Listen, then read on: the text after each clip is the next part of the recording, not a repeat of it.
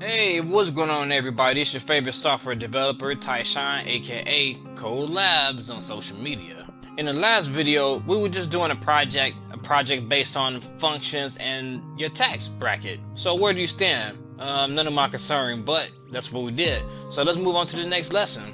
What we're going to learn today is about arrays and objects. So what's an array? Well, an array is a single object used to store multiple values. So how do you get a hold of these multiple values and what can you put in there? For example, you can go ahead and store strings and numbers. So why would you want to do that in the first place? Well, when you put things inside of an array, you can easily index those and get a hold of those things at a faster rate than it would to look through an entire code. It's easy to call those things and I'm going to show you how it's done. But first, I'm going to need you guys to go to your browser, go to JSBN, and we're going to open that up. Alright, so now that JSBN is open, let's go ahead and close our usual tabs, our HTML, our CSS, and open the console. So let's create an array. Our first array is going to be called shoe, because everybody wears shoes. And let's store some random values inside of it. So let's store the word Java, J-A-V-A. Let's also put another value. Let's put red. There we go. We got red, comma. Let's put a number, 10, and another number. 5. There we go. So how do we call these things inside of this array?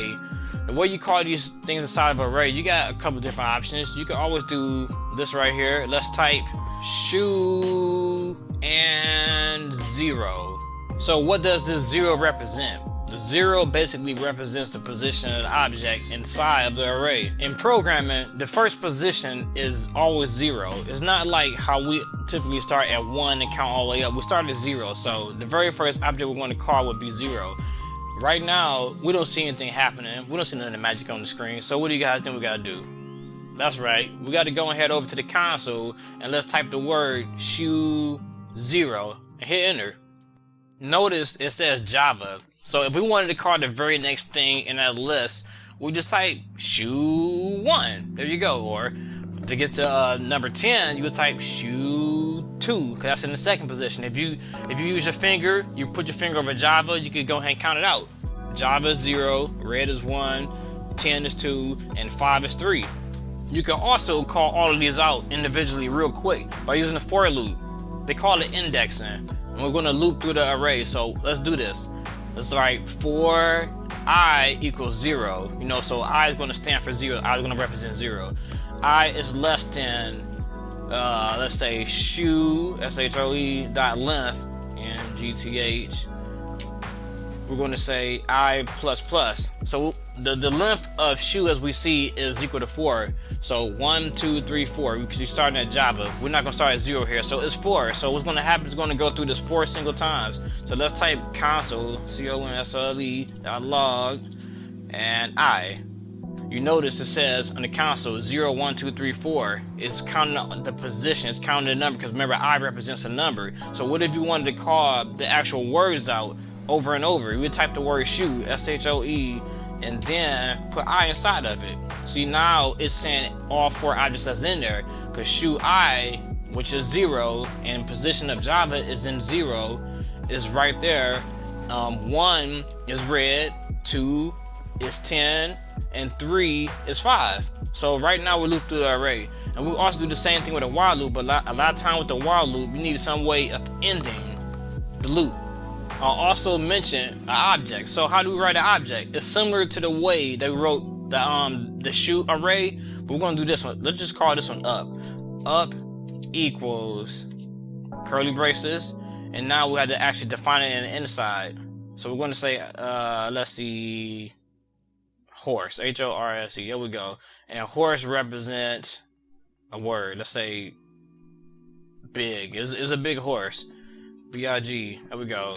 So now in order to call the horse, first you type up dot horse, and you're going to call what it represents out, which is big. You can also add more to that object. It doesn't just have to be one. You can type caterpillar, C-A-T-E, pillar. Now it is creepy, C-R-E-P-Y, creepy. So now how do we call that out? Let's go ahead and get rid of this array real quick, because it keeps popping up in the console. So let's type up dot catter, C-A-T-E-R, you see it says creepy. So how do you find out what's inside of an array? You just type the word up, or just type the name of the actual object. So what exactly is an object? We didn't go over that. An object is a collection of properties that associates between name and key pair values. You can use these same objects to give like characters like power-ups, or associate people's name with values. Say for example, AT&T calls you and stuff, or you call AT&T, all your information pops up because you are listed to that object. It tells you name, shine, age, 32, height, 5'11". It says all these properties and all these objects are written inside of an array in the back end of the server. You can also add to an object, and it's real simple. All you do is just type the word, then dot, and something behind it. So let's do this. Let's type up dot man equals 99 years old. There we go. He's 99. So now to verify that this is a part of the array, just type the word up. And as you see in there, man is now 99. He is 99 years old. The caterpillar is still creepy and the horse is still big. So we know how to add to an object now. So how do we go ahead and add to an array? With an array, you had to do this. You had to type the word push. So we're gonna do shoe.push and then a word or a number. Let's push the word roach. I don't really like roaches, so we're gonna type roach, R-O-A-C-H. So now a roach is in there. So let's look at the roach. Let's see. Let's type shoe. So as you see, roach is added to the position. What is that? 1, 2, 3, 4. It's in the 4th position inside of the array. So what if we want to remove something from the array?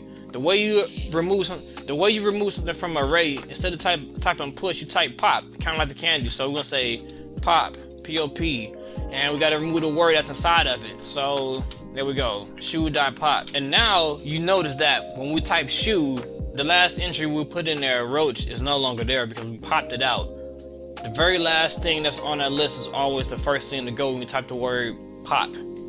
Alright, so let's wrap this up. We spoke about arrays and how it's a single variable that holds multiple things inside of it.